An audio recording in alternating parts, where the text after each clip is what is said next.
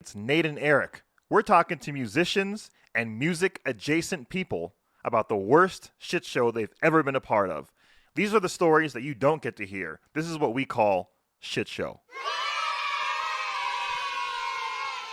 Hey, hey, hey, what is up, everybody? Thank you again for checking out Shit Show. Yas, queen. that like pause honestly made me like, are you ready? Eric's over here. I have been making breaded things and recently just made some banana bread. Hell yes. Didn't realize Eric was a bananasaurus. I love banana bread, dog. So this is a treat for me. Hell yeah. It's every day for you. Well, It's a I treat made for it, me. so I mean, this is my first time ever making banana bread, and literally someone suggested, like, oh, cool, INTHEWHALE's going to be doing a baking show now.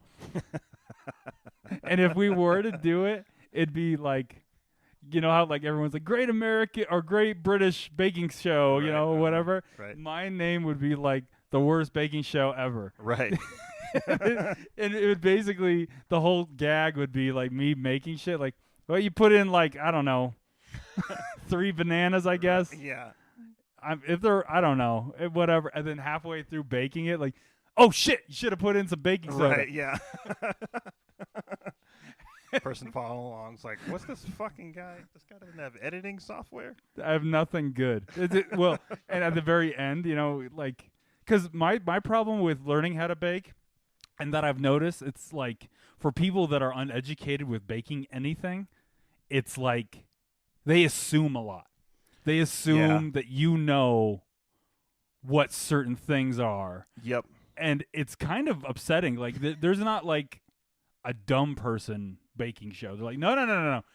They've been doing this a minute. Yeah. Yeah, and also, dude, finding recipes online fucking sucks, dude. You have to scroll through the person's life story, about how they made banana bread when they were a kid and how they've always been connected to bananas and shit. And it's like, I want the goddamn recipe. I don't have to scroll 3 pages to find it. And because you're uneducated in what you're doing, you have to read it. Like, maybe there's some like nuggets of information that Totally. like, is going to be helpful. So you get stuck.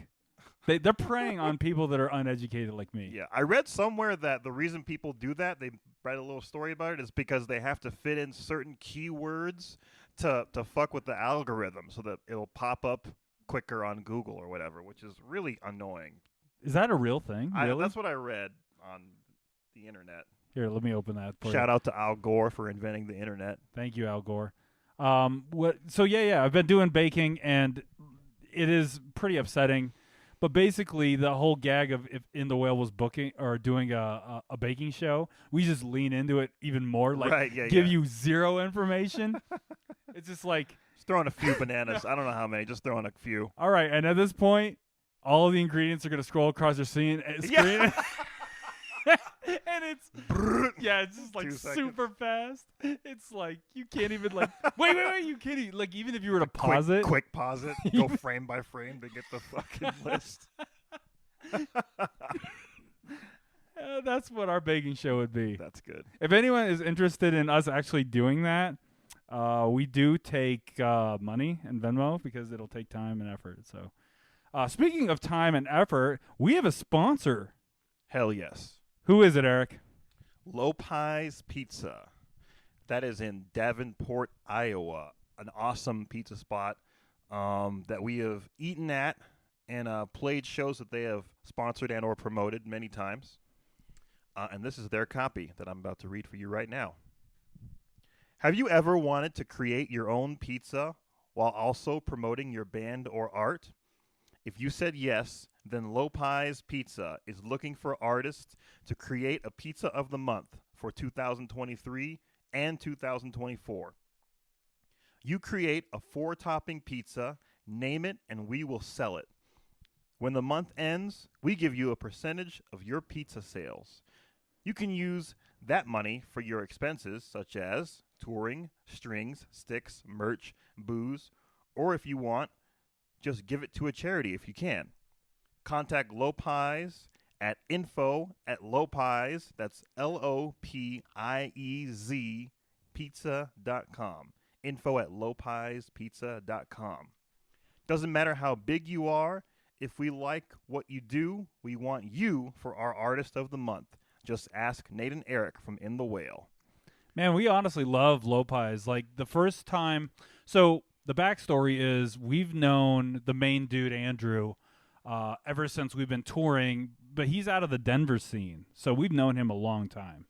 Yes, sir. And we actually made our own pizza at LOPIEZ called the Whaler's Delight, and it was a delight. And they actually did what they said. I think we donated it. The next time we came into town, they gave us our proceeds. That was super cool. I think we donated it. I can't remember. It's been a long time. It has been a minute. It's about time for us to make a new pizza. So bands, if you're in a band and you're going to be coming through Davenport anytime this year, I would say hit them up and yeah, you'll get a little chunk of change. Yeah, they're awesome. Shout out to LOPIEZ. We'll go and put all their info in the description of this particular podcast. Yes, sir. Or this episode.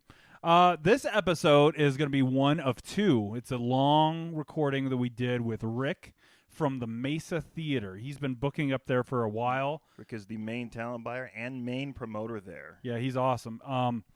And this is a hilarious story about when he was able to get Snoop Dogg to do a DJ set in Grand Junction, Colorado. And it's hilarious, and I'm so stoked that you're going to be a part of this. Shall we start it, Eric?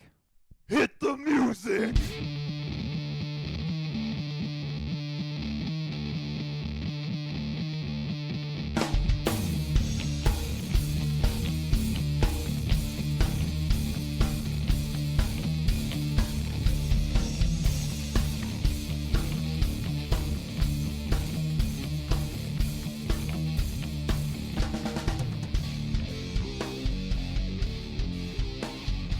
All right, what's up, everybody? You're listening to Shit Show, and we are going to be talking here with the one and only Rick. Rick, we have known for how many years?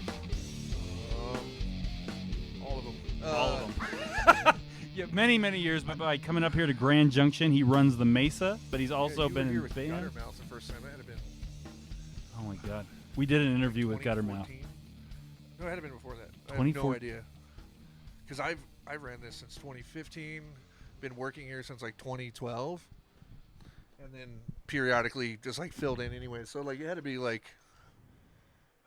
couldn't have been Guttermouth. Now I'm all lost. Yeah, because there's a couple Pennywise shows. I don't know. It's been a long time. So yeah, Rick is the talent buyer / promoter at the Mesa Theater in Grand Junction, Colorado, and we've been working with him forever. We'll just say forever. Yeah, all the time. And he's in bands, and he's been like running bars, and this guy's like seen his fair share of bullshit. We figure if anyone has a story, it's Rick. I actually like struggled because I was listening to your podcast and then was like, what would I say? And then you text me like 20 minutes later and I was all like, I have 100 stories. And I'm like, at which level? Like, 'cause I've been a bartender. I've been like on the road. I've, been a lowly production dude or like a runner and done like weird stuff. So I like had this like, oh, as a bartender, that time that guy like broke his collarbone, or like just like these weird stories throughout time. And I'm like, in each level, there's something like to like bar manager level or talent buyer or just weird stuff that's happened throughout time. So I was like, we may have to do multiple ones with you. Well, you may, because I even told him, I was like, here's the story I'm not gonna tell. And then he's like, that's the one. That's the one. Yeah, I was like, dude, you are insane not to tell people this shit. So, all right, give me a little bit of the rundown of like what do you remember? I mean, tell me the time of year, what's going on. Set the scene. Set the scene. All right. So, in addition to being the talent buyer and GM here at Mesa Theater, I also own a company with my partner, who is also owner of Mesa Theater, called R&B Sound Reinforcement. We provide backline, and we do shows at other venues. We do stuff. Pre-2020, we were doing stuff all over the country or wherever we could. But now we primarily just kind of focus in Grand Junction, the different venues here. There's the Amphitheater, the Avalon, all these other stuff. How big are those? So Avalon's about 1,100 seated. So like we focus on like, kind of an older country crowd or something like that. We've done like Apocalyptica or like Lance Burton. Right, kind of people that want to kind of like just chill and they want to sit down and watch a show versus come to Mesa Theater and get rowdy. That's right. And then like the Amphitheater is 4,300. It's pretty fresh. It's pretty new. We book at this point kind of primary most of their shows over there. So You guys run everything? Well, we'll book the show, and then like our crew will actually be like the production crew as well as like the gate crew, and like we'll even run bartenders or whatever they need because we just kind of have more seasoned staff than they do technically. I don't know. They have 100 of them, and there's like 14 of us like running around doing everything we can. Like, and if it's not our show, they'll call and be like, "We need 4 gate guys and 6 pit security," and we're like, "Okay, cool," and we'll show up. Okay, cool. And this is the club that we're going to be focusing on, the 4300 Yes, club. that's the one. So to set the mood, like kind of to even give you a further backstory, is I had gotten in contact with a very large hip hop artist who was like, "Hey, I have this weird day where I'm going to be in Vegas, and the next day I'll give you a super discount, but I gotta be home by 4:00 because like there's some Grammy after party or something I want to check out." And I was like,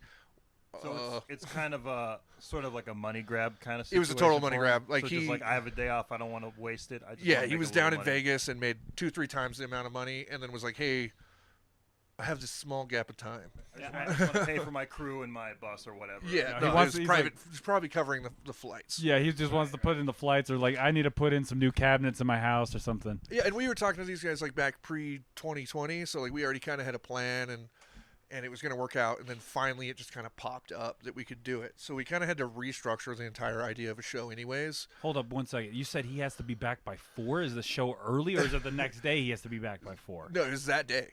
It has to be done by 4 Yeah, o'clock. so we like restructured like the entire idea of an event anyways. Like the amphitheater is typically open like mid-May to like mid-October. And then this day happens to be like 2nd or 3rd of May. And we're like, okay, well, it's not open. It's still kind of cold or like kind of rainy out.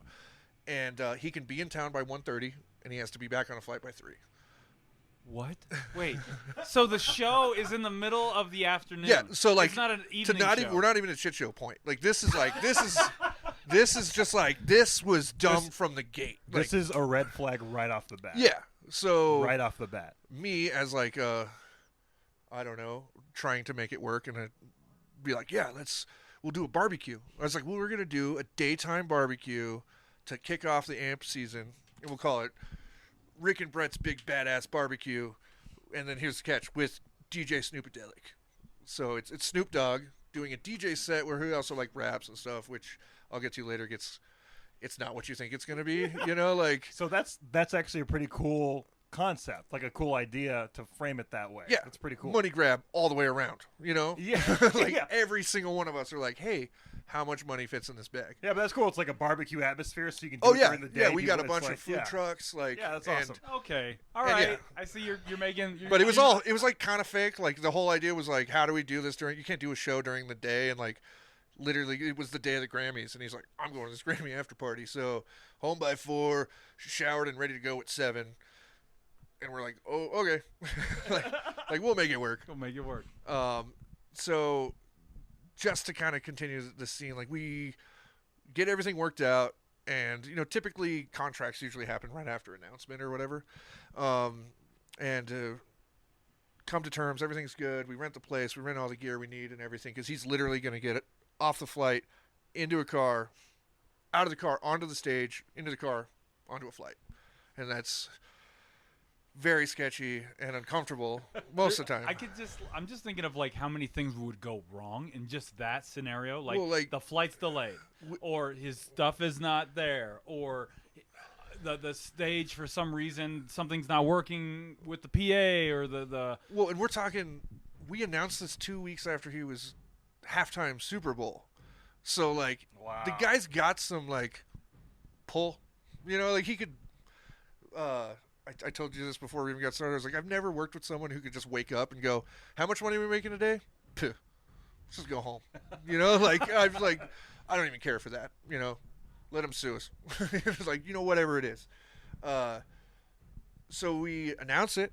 I do one post, and like the entire town freaks out. Like it's all like it becomes this like internal. Everyone thinks it's like a really late April Fool's joke. Like there's no way Snoop Dogg's coming to Grand Junction, and then get a DJ, and then like go home in the middle of the day or whatever. And Why though? Like there's no real reason It is weird. to do it. well, Like, the whole concept was like, if you do like a full-fledged Snoop show. Like, he brings out like a bunch of guys from Death Row. You got to have 40-foot LED screens. You're talking $150,000 worth of production to do a full-fledged Snoop Dogg show. Right. But if you do a DJ Snoopadelic show, he'll do it in your living room. I don't understand if why you'll pay him. I don't understand why he's wasting his time. He's in Vegas. I'm assuming the Grammys are in LA. Yeah. Dude, that's a fucking 1-hour flight. Dude, why are you going to Grand Junction? Just play, I don't know. I won't tell you what he I was mean, getting paid, but I will say it's the first time if it didn't work, I was going to put my house up for like Oh no. Oh like, no. All right, okay, I got to keep going. All right. Keep going. So, yeah, it was potentially one of the scariest like dollar amounts, and we've done those since then or whatever, but the first time like 6 figures had come across my desk of like, we're going to do this and we're going to try. So yeah, we put everything together. I make the posters. They send us like, literally the guy I'm working with is like texting me like, hey, I'm going to call you tomorrow and we're going to talk about this show. And I'm like, well, I think we're done. Like, I thought, like, as far as I need next is like an advancement of what you want, hospitality, Right. the normal stuff. Right, normal shit. But he's like, no, I'm going to text you tomorrow. Is this and we're the gonna manager? Talk. This is the manager. So his manager is like super awesome, easy guy to work with, but he's like Snoop Dogg's manager. So like if you talk to him for 30 seconds on the phone, you can just hear the blips of the amount of phone calls he's ignoring. Like he's Snoop Dogg's manager, or at least in this Snoopadelic world. I don't know if there's a whole other structured team for it otherwise, but he he calls me. I announced the show. It's freaking out, and we're gonna do like a pre-sale the next day or something like that. He calls me. I'm talking to him, and I can hear Snoop like talking in the background. And I've done a lot of shows with like even my favorite bands of all time. I've like walked up on Phil Anselmo and shook his hand and took pictures. I'm like, oh my god, I love you. But like hearing Snoop Dogg in the background, I was like, oh my god. Like, I was what? like, that's actually Snoop Dogg. And yeah, we work out all the deals. It all seems really just kind of out of the norm for me in like the contract world of like now I everything I do is in writing. I don't even like talking on the phone to book a show. Like I'm like, email me. That way I can cross-reference this. It's going to be 6 months from now. So I need to be able to go back and see what's going on. And with this one, it was just like, all right, here's the deal. Give me this amount of money. And by the way, cash. Holy shit. Cash. Now, this is the amount of money that you said you would have to lose your house over. Six figures. Yeah, 6 figures. In cash. In cash. Holy and fucking. It wasn't a long period of like between. It was like maybe 6 weeks from announcement to actual show, which is fine. Oh my god. Wait, that's a short amount. Yeah, it's a very short amount of time, especially for a show of like that magnitude. Luckily, just to get through that, we put it on pre-sale, and we actually had to like shut down the pre-sale website because we almost sold all the tickets within pre-sale. Hell yeah. And kind of like to our, you're like, well, pre-sale means before it's on sale. I can't just put it on sale tomorrow with no tickets. It's just like disingenuous. Just don't want to go with that route. So we saved like 100 tickets to go on sale day of. And that sold out instantly. It was so we calculated like the entire time was like 41 minutes, but 32 of those minutes were us taking tickets out of people's carts. Like, don't buy these right now, know.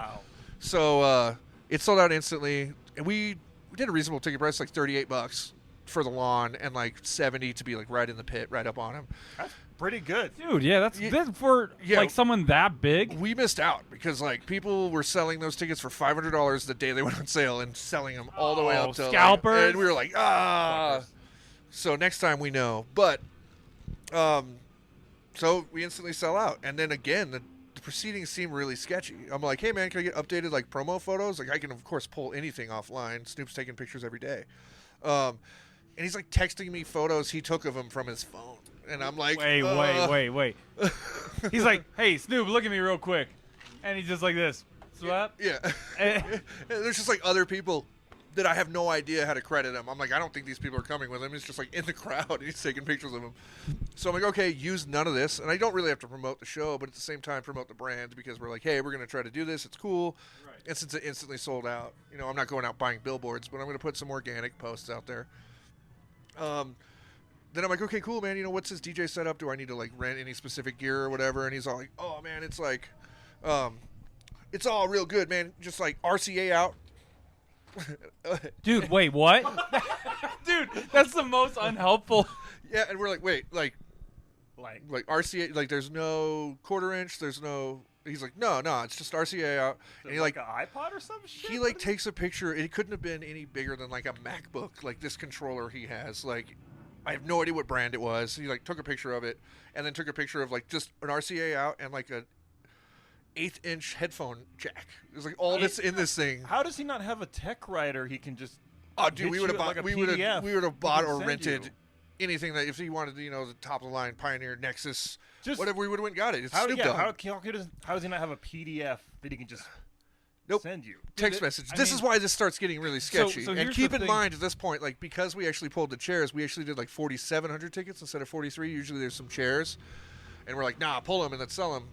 So there's like 4,700 tickets sold, and now it just proceeds to get more and more sketchy where I just start losing faith. Like I start kind of reading the comments too much. I don't know. Like I have all notifications off because I run so many pages. I get so much stuff. I just don't read comments or whatever.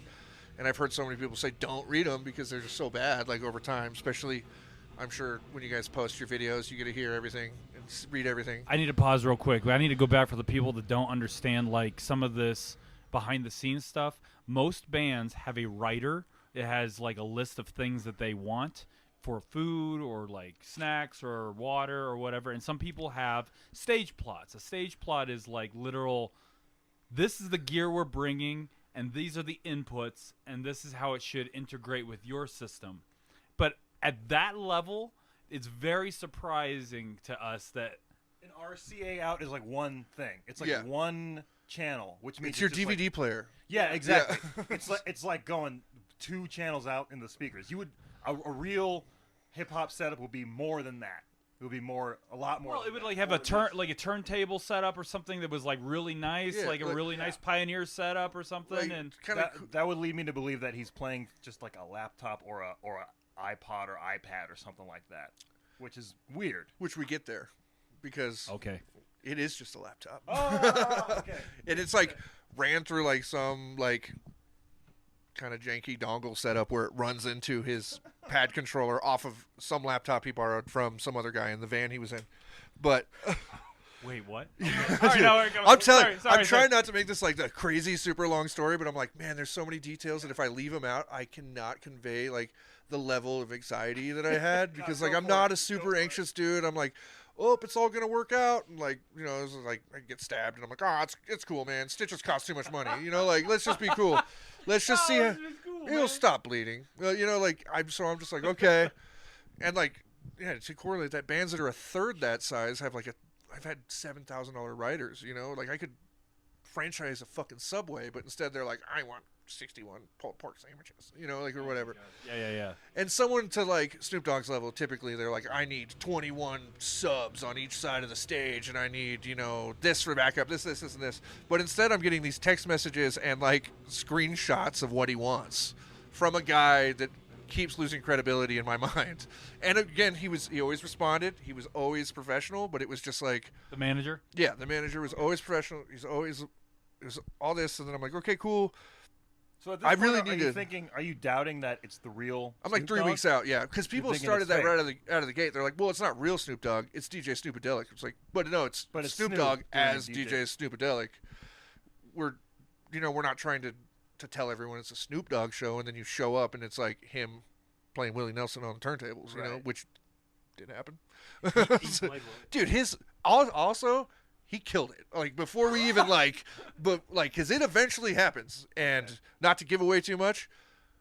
Holy shit, it was like awesome. Like it was amazing. It really was. Was it awesome just because you were so? Wait, no, we'll get there. We'll get there. Yeah, because like I'm like having like recurring sweats over this right now. Like going through the store, I'm like, oh man.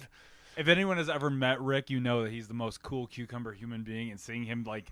He's like, his hands are on his knees. He's arched over. He's like, oh my God. So just to recap up to here, you have DJ Snoop Dogg. You have basically a sold out show. 100% sold out. And his manager's like texting you sketchy stuff that's not. Yeah, it's cool, just. And you have a little bit of doubt in your mind as to whether like our club here, it's like an 850 club. So we do like, sometimes we're the smallest show on someone's entire tour. Sometimes we're the biggest, Right. So we kind of fit in that realm, We'll have you guys come through here. And the next day we'll do Yellow Wolf or something, and like a dichotomy shift there, where you guys are like, there's water in the green room. We're like, shit, we left it from Yellow Wolf. Like, damn, we were going to take those away. We did not mean to accommodate you. Do not use the soap we left in there. We took that from a hotel, and it's not for you. It is not for you. Bad. But at all those levels, like, we still contract. There's, of course, those like, hey, it's my buddy. I'm going to send him a text. Let's do a show this week. We'll throw on some locals. We'll make it happen. Whatever. But there's, like, for the most part, it's all contracted. Everything's in writing. Everything has to work. And at this point, we're probably 3 weeks away, and I'm like, just let it go. It's all cool because we have other shows. We have other things we got to focus on. But I'm like, hey, man, can I get a contract? And he's like, yeah, no, I was thinking since we're just doing cash. No. It's a shitload of cash. It's a shitload of cash. He's refusing a wire, so I don't even have, like, bank information. And I'm like... Dude, so, like, this is, like, the kind of setup where it's, like, you show up in Tijuana and, like, someone's like, hey, no, come down this alley real quick. And, like, there's no, like, written agreement. So, like, you just got robbed or whatever. Yeah. Not saying that's going to happen, but it kind of feels like it. It's like how I imagine everyone at Breakfast King got paid at the end of it. Like, you guys, like, down in Denver, like, everyone's like, meet me out back. There's a homeless guy. Yeah. He's got $60, and he's going to split it up between you guys evenly. And then you got to, like, chase him, though. Like. Chase him a little bit. He's talking about a very sketchy, notoriously sketchy diner in Denver that's... R.I.P. Yeah, it's no longer there. Yeah. Breakfast King, rest in peace. Yeah. But any time of the day, any day of the week, you could go in there and watch homeless people sleep on a table while you had the best biscuits and gravy ever. Love that place. I'm getting off track because I had to calm down my nervousness. So yeah, we're like 3 weeks away, and I'm like, okay, are you guys going to ship in merch since you guys are flying? Like, because now I'm just like, I need to just be in as much contact as possible because I don't need to be freaking out because there hasn't been any red flags. Like, he's just like, oh, and by the way, maybe your flight's going to be later or maybe this or that, or like, because it's a private flight. So according to him, everything's fine. He's going to fly in when he said he would, and everything would work. Leave the plane running. We'll be back. But, I'm 17 years into this, and hip-hop shows do not run on time. People call it hip-hop time for a reason.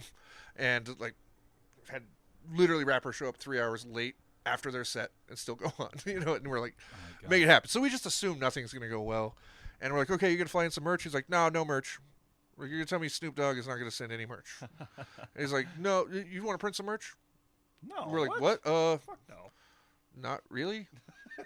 But, like... Yeah, we're already a big number in the hole here. Like, so. What are you talking about? Print merch. You print the merch. And then he texts me a picture. He's like, print this shirt. God damn it. I would get... You guys are both getting those shirts when you leave right here. Hell yeah. I'm giving you both those shirts. Hold on. I bought 1,000 T-shirts for that man. He wants you to print a shirt from a text file that he sent. Yeah, luckily it was like a hand-drawn, like, Death Row Records, like Snoop Dogg and like a chair smoking a blunt or something. It was very easy to find online, which then made me immediately sketch it out too. As you put in like Death Row Records, and the first picture is everything this guy sent me so far.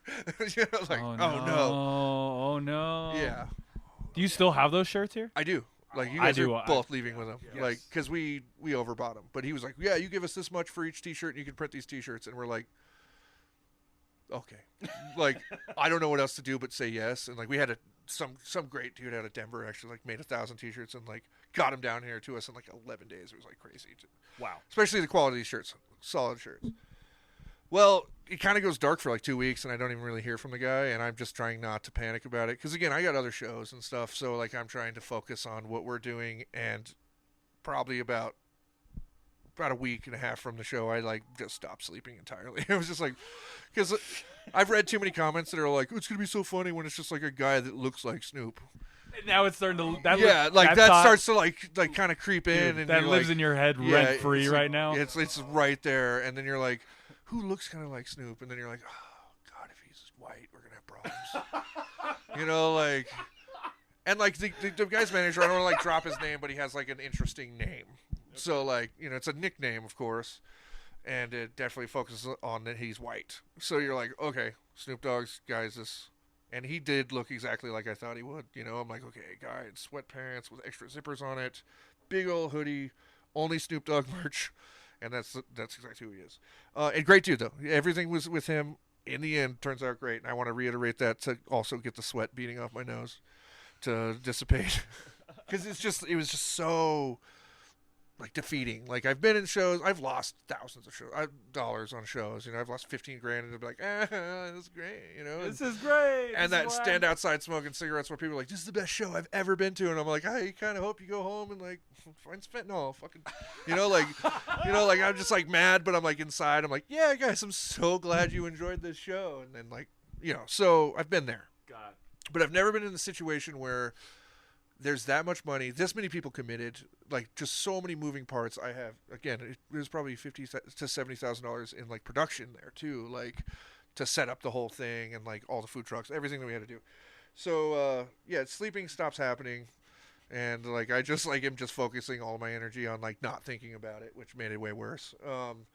We get to, I don't know, in that there's just no sleep and just small panic attacks, but it's all, and which I'd never experienced in my life. I'm like, he stopped talking to you at all. well, he just was like, yeah, I'll hit you up the day before the show, and then it was like dark. Like I would send him like, hey man, how's everything going? And he's like, no responses or anything. So I'm just like, okay, it's all good.